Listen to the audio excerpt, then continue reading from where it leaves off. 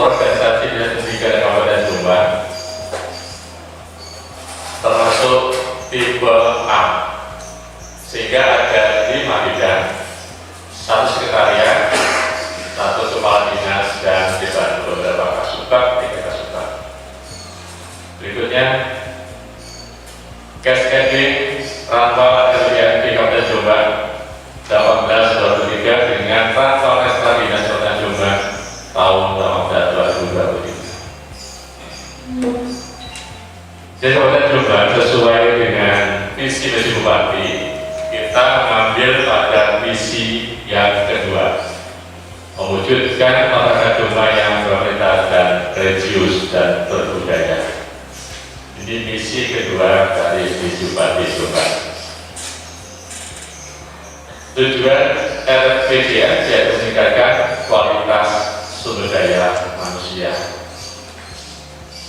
Yang kedua, meningkatkan kehidupan masyarakat Jombang yang religius dan berbudaya.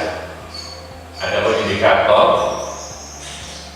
adalah indeks pembangunan manusia atau IPM. Yang kedua, indeks kesolehan sosial. Nanti ada budaya.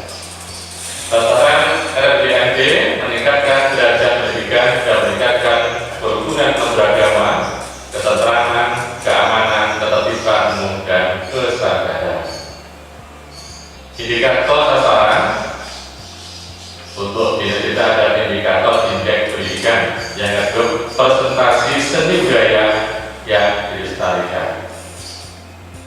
Tujuan UPDikbud adalah meningkatkan derajat pendidikan dan meningkatkan tarian seni dan budaya. Indikator tujuan, indeks pendidikan, presentasi seni budaya yang dilestarikan.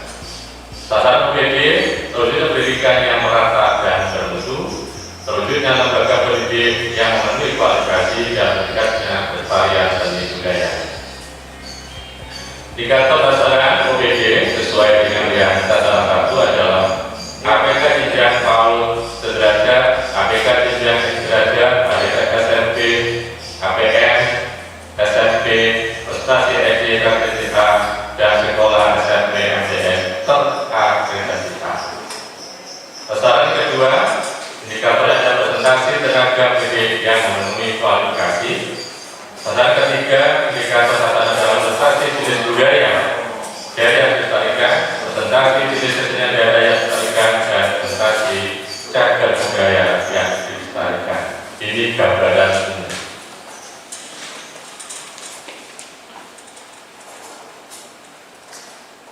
Identifikasi masalah dan isu strategis. Kita ada 3 yang perlu kita masukkan dalam konteks identifikasi masalah. Yang pertama, surplus pendidikan di sekolah belum mendukung tercapainya sekolah terakreditasi A. Yang kedua, kompetensi kepala sekolah belum memenuhi standar secara penuh. Yang ketiga, guru dengan pangkat golongan tinggi belum berbanding dengan kompetensi. Oke. Pada identifikasi yang pertama, surplus sekolah belum mencapai dalam konteks mendukung akreditasi A adalah apa akarnya? Banyaknya sarana prasarana sekolah yang rusak. Data terkait banyaknya gedung sekolah terutama ruang kelas sekolah negeri dari 4.139 ruang kelas dalam kondisi baik hanya 1.256 atau 35,56% rusak ringan, berat sekitar 2.553 atau 61,4%, yang mana kerusakan yang belum dapat direhabilitasi secara keseluruhan oleh Pemda melalui dana APBD 2 maupun APBN. Isu strategisnya adalah tuntutan pemerataan akses dan mutu layanan pendidikan. Masalah yang kedua, kepala sekolah belum memiliki sertifikasi pendidikan yang diberikan oleh LTPKS. Total kepala sekolah TK 487 yang bersertifikat hanya 174 orang, SD 534, yang bersertifikat 446, SMP 128 yang bersertifikat 93 orang. Maka isu tersebut adalah tuntutan peningkatan kompetensi dan karya pendidik dan pendidikan untuk mewujudkan pendidikan bermutu. Isu yang ketiga, guru keterlambatan pangkat tidak sebanding dengan kompetensi. Kurangnya minat tenaga pendidik untuk meningkatkan kompetensi sehingga pangkat terlebih di golongan 4A dan 4B. Karena untuk naik ke pangkat 4D membutuhkan 14-20 publikasi ilmiah dan minimal 1 laporan penelitian artikel yang dimuat di jurnal ber-ISN dan 1 buku pelajaran yang ber-ISBN yang dapat digunakan untuk mengakreditasi. Sampai dengan saat ini per 2021 ada 851 guru bergolongan 4A dan 2096 guru yang golongan 4B dan hanya 23 orang yang berhasil naik ke 4D. Masih cukup banyak yang belum bisa. Ini perlu kita support untuk didukung pelatihan-pelatihan meringankan beban para guru sehingga menaik pangkat ke lebih tinggi lagi. Yang keempat, strategi yang jumlah siswanya kurang dari 60 siswa tidak mampu untuk mencukupi biaya operasionalnya selama 1 tahun. Akan masalah dalam dan boda tidak mencukupi untuk biaya operasional sekolah yang jumlah siswanya kurang dari 60.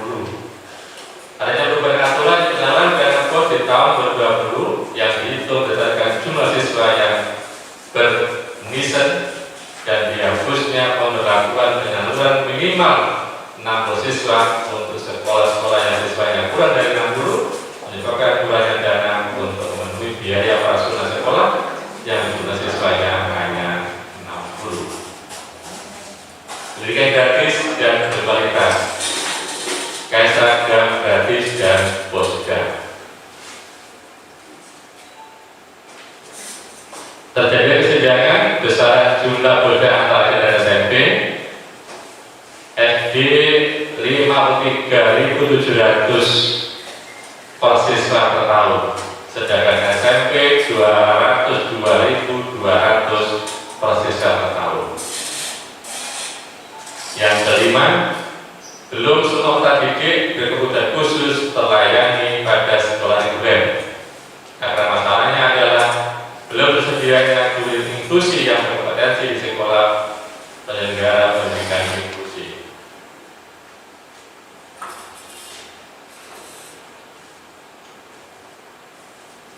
Data sekolah inklusi sudah kita SKK melalui kepala dinas baik TK, SD maupun SMP. Strategi kita adalah keberlanjutan pengembangan tujuan merupakan kelanjutan pendidikan untuk semua education for all dalam rangka perlindungan hak anak di bidang pendidikan. Yang keenam, terjadinya degradasi moral warga sekolah. Karena masalah pengaruh lingkungan dan media sosial yang berbau pornografi dan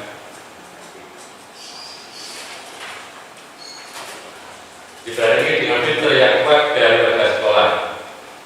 Data yang ada masih ada kasus-kasus penyimpangan perilaku warga sekolah yang terjadi.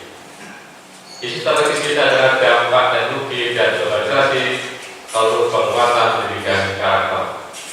Yang terakhir adalah tentang tenaga pendidik dan pendidikan belum mencukupi dari kebutuhan.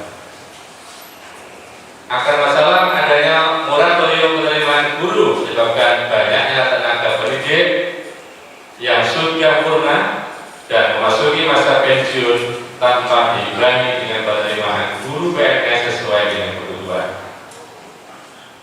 Data yang ada, pensiunan tahun 2020 sejumlah 521 orang, 2021 307 orang, dan rencana 2022 sebanyak 342 orang.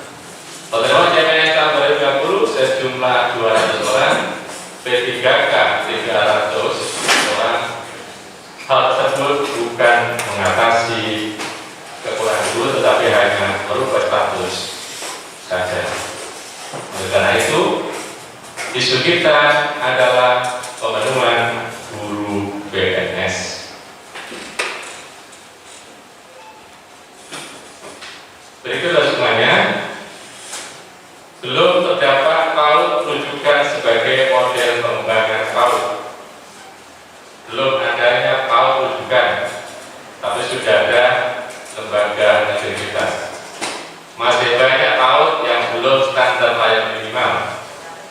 pembentukan sekolah rujukan dan sekolah modern di PAUD.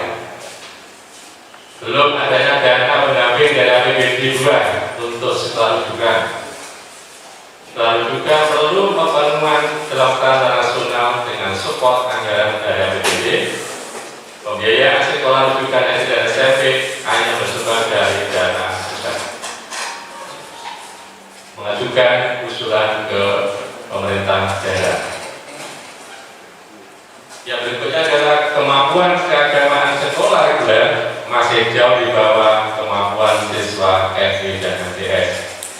Kurangnya jam pendidikan agama di sekolah reguler. Berikutnya informasi terkait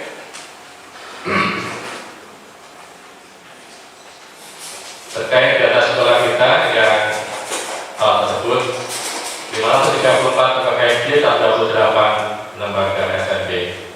Istilah kita adalah penyelenggara pendidikan dunia dan keagamaan di satuan pendidikan. Yang berikutnya pelestarian seni budaya belum optimal dan merata. Permasalahan sarana prasarana belum sepenuhnya mendukung dalam pelestarian seni budaya. Masyarakat khususnya anak-anak dan generasi muda semakin banyak melupakan seni dan budaya. Isu pelestarian seni budaya dan cagar budaya. Itu beberapa strategi kita semuanya. Sekarang kita pada program kegiatan. Masih ada?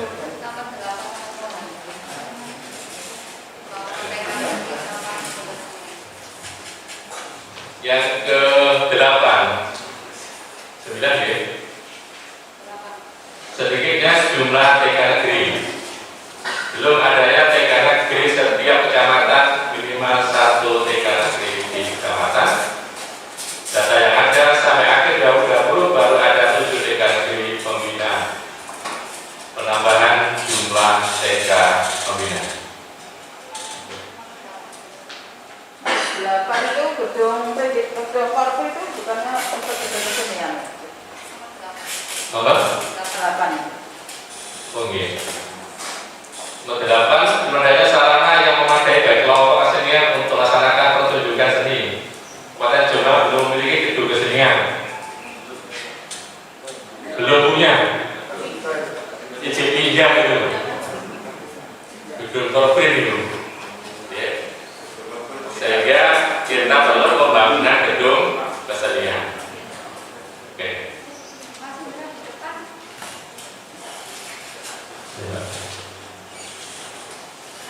Ya.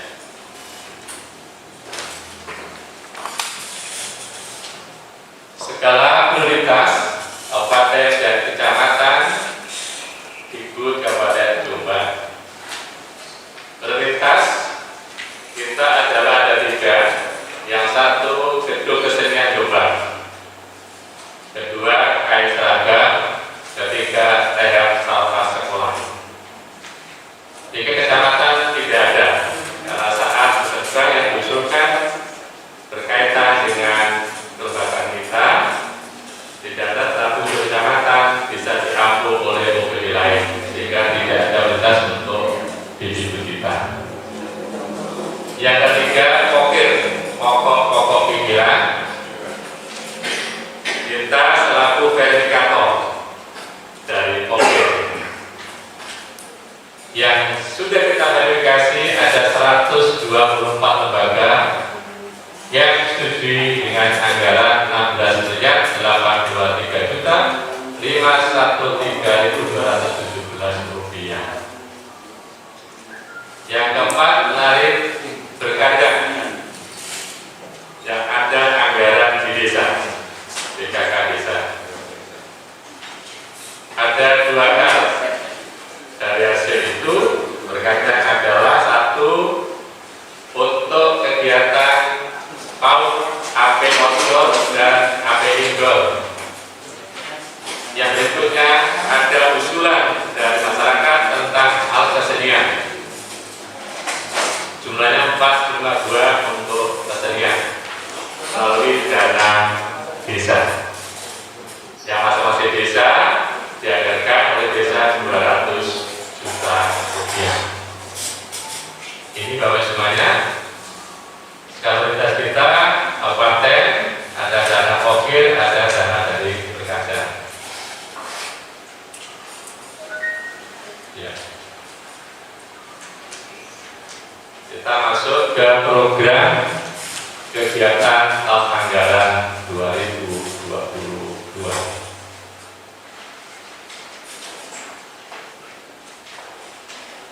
Baik, yang pertama program penunjang usaha pemerintah daerah, kabupaten dan kota. Sasaran indikatornya adalah terwujudnya pendidikan yang merata dan bermutu. Indikator program kegiatan presentasi penunjang usaha pemerintah daerah yang disusun sesuai aturan. Target kita 100%, rencana anggaran kita 673 miliar 39 juta 295.542 rupiah. Ini adalah anggaran untuk gaji. Kok wakai kalian bayarin gaji. Yang kedua, program pendidikan masih dalam wujudkan dengan merasa tertentu. Ada APK, SD, PAUD, SMP, ada APM, SD, SMP, ada aplikasi dari SD maupun SMP. Target kita sesuai di dalam area ini. Anggaran yang kita butuhkan 283 juta miliar ini.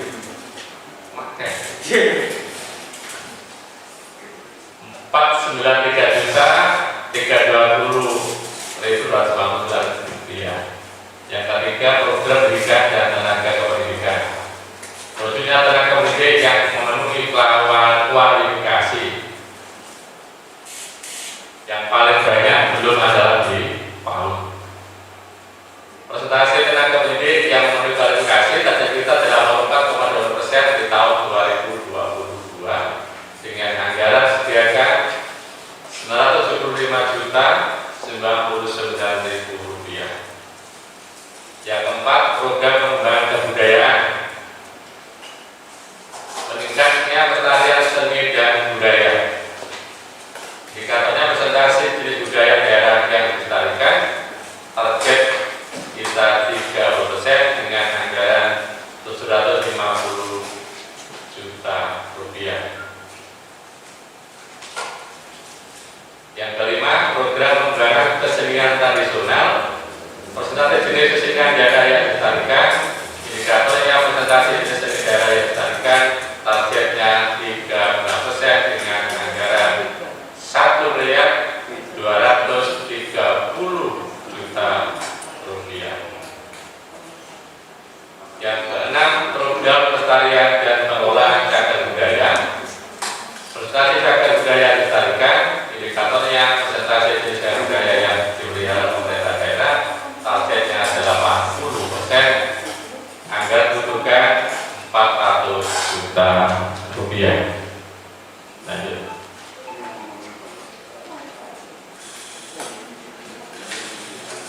Ini anggaran per bidang untuk tahun rencana 2022. Dimulai